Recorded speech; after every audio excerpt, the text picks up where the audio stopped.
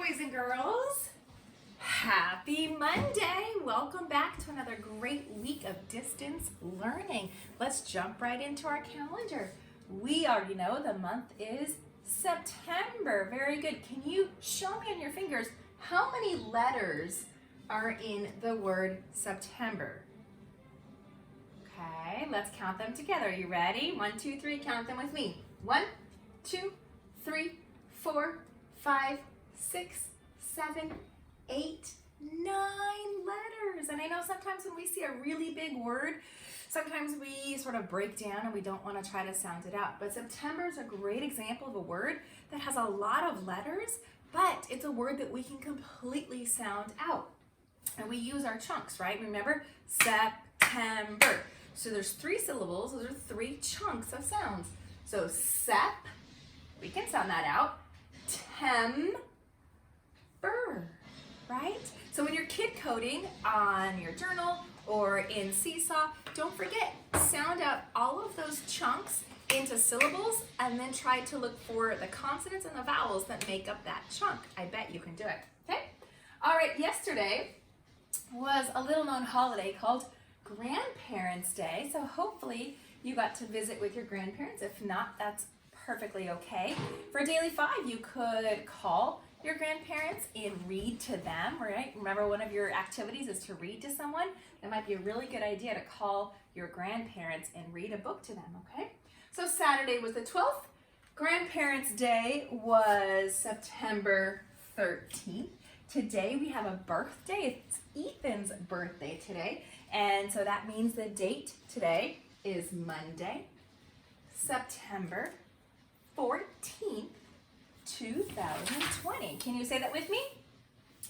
Very good. The date is Monday, September 14th, 2020. Very good. Let's sing our days. Oops. Boys and girls, did you see my mistake? Who saw my mistake? Did you see it? I saw it. I corrected myself. Look at our pattern, right? We have an A-B pattern. Our pattern unit is red, green. This is what keeps repeating. So red, green, red, green, red, green, red, green, red, green, red, green. Uh-oh. I accidentally put 2 reds in a row. What should I do, boys and girls? I made a mistake.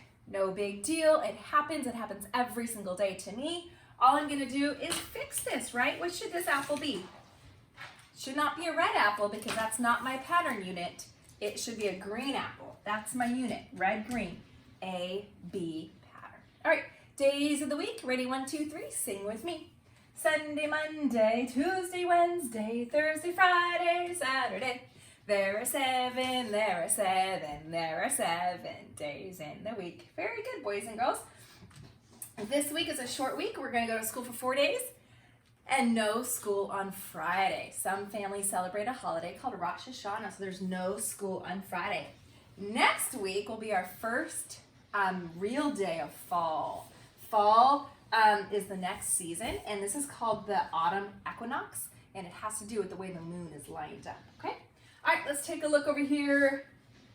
What is the weather? You know, it's funny, for being a season of summer, it's still cloudy and cool. We had sweatshirts on, excuse me, yesterday. So it is still kind of cool. I think the weather is supposed to warm up a little bit, but it's being a little funny. And this season is still summer. We have not officially left the season of summer. I know some families are starting to decorate for Halloween. You're seeing people talk about fall, pumpkin spice lattes, but technically the season is still summer. The season doesn't change with the weather. The season changes based on the moon. So the weather typically in fall is a little cooler, it's windier, the leaves start to fall off the trees. But right now, even though we're having that type of weather, it's still the season of summer. Okay, so you might even catch a grown-up accidentally saying the season is fall, and you can tell that grown-up, nope, my teacher said we're still in the season of summer until September 22nd, okay? All right, Friday was the 17th day of school. Remember, we're not counting days when we don't actually have distance learning. So today we're going to take down the 7. And what numeral am I looking for? That's right, an 8. Very good. The cool thing about numbers is that they're predictable. We always know what's coming next. So we're not going to make a guess. We know that after 7 always comes the number 8. Math is all about numbers and relationships, and we understand how numbers are related and the order that they're in. It's very easy to predict what's going to come next. So a 1 in the tens place and an 8 in the ones place makes up the number 18. Very good. Say 18. That's a tricky number because of all the T's. And it's not 80, 18. Make sure you're really enunciating that sound. All right, I'm going to take one more stick and I'm going to put it in the ones place. Let's count together. How much is this worth? Good, this is 10. I know it's one bundle, but it's worth 10. So I'm going to start from the number 10. 10, 11, 12, 13, 14, 15, 16, 17, 18. Very, very good. And if I were to write this out in an addition sentence, I would write 10 plus 8, right? I have 8 ones, is equal to 18. Very, very good. Excellent job, boys and girls. All right, let's go ahead and take a look at our morning message. All right, ABC.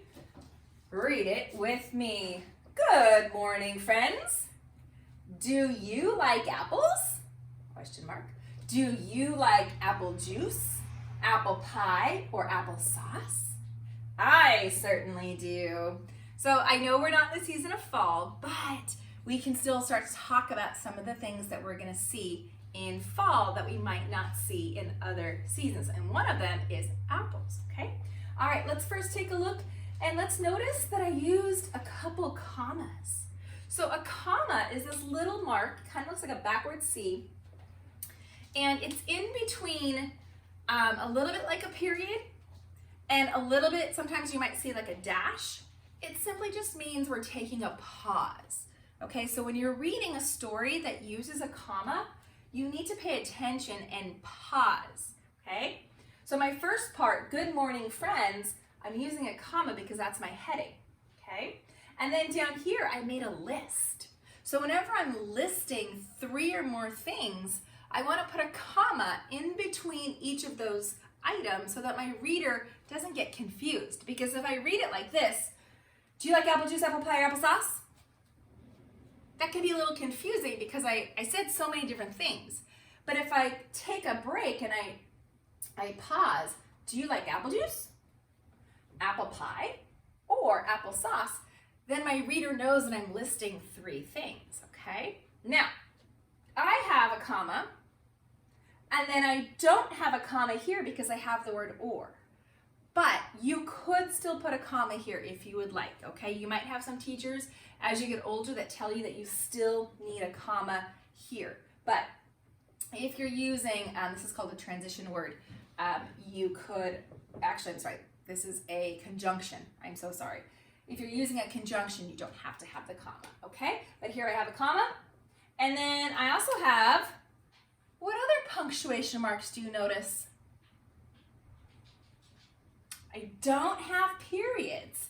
Nope, no periods today, but I have 2 question marks. Oops, sorry. Punctuation marks I do in red, they mean to stop. And I have an exclamation mark because I am excited about apples. I like apples. I like apple juice, I like apple pie. I actually make apple butter, apple oatmeal, lots of stuff with apples. So, and they're healthy for you. Okay, let's look for some capital letters. I still have some friends. I'm noticing that you're using like lots of capital letters in your writing just because you forget how to make the lowercase letter or it's just easier, okay? So I have a capital G because that's the beginning of my introduction to my message. I have a capital D, it's the beginning of my first complete sentence. I have another capital D here. So remember, even though this is all the same line, I can start my sentence on that same line if I've used a punctuation mark, okay? So some of my friends think they have to go to a new line every time they're starting a new sentence, and you don't have to do that. Each one of these is a line, but it can have more than one sentence, okay? Or one sentence can go on 2 lines, okay? And then of course the word I is always capitalized. Always, always, always. Okay, so I happen to have a couple of apples here for us to look at. This apple is a cool yellow apple. I don't think yellow apples get enough credit. They're not nearly as sweet as green or red, but you can still find them in grocery stores right now. I have 2 apples that are sort of reddish and yellowish. These are, I think, Gala apples. But I did want to just go over the parts of an apple, okay? If we look, what is that part of the apple called? That's the stem. That's the part that was hanging from the apple tree before the farmer picked it. Very, very good. And what is this outside part of the apple called? Good. That's called the skin of the apple. Excellent. Hang on. I'm going to grab a knife real quick and we can cut this apple real quick and we can look inside. And if I look inside, what is this white part called? That's a hard one. The white juicy part, the part that we like to eat. My kids always ask me to cut off the skin, but this is actually called the flesh. And it is the part that is crunchy and it's juicy and it's sweet. And then what is this little brown thing right here? Yeah, those are the seeds. That's what we could actually take out and plant. And then in 10 years, you could have your own apple tree, okay? So kindergartners, you are going to be labeling the parts of an apple. First graders, you don't have an activity with apples today, but you are going to be making a list of things that are soft.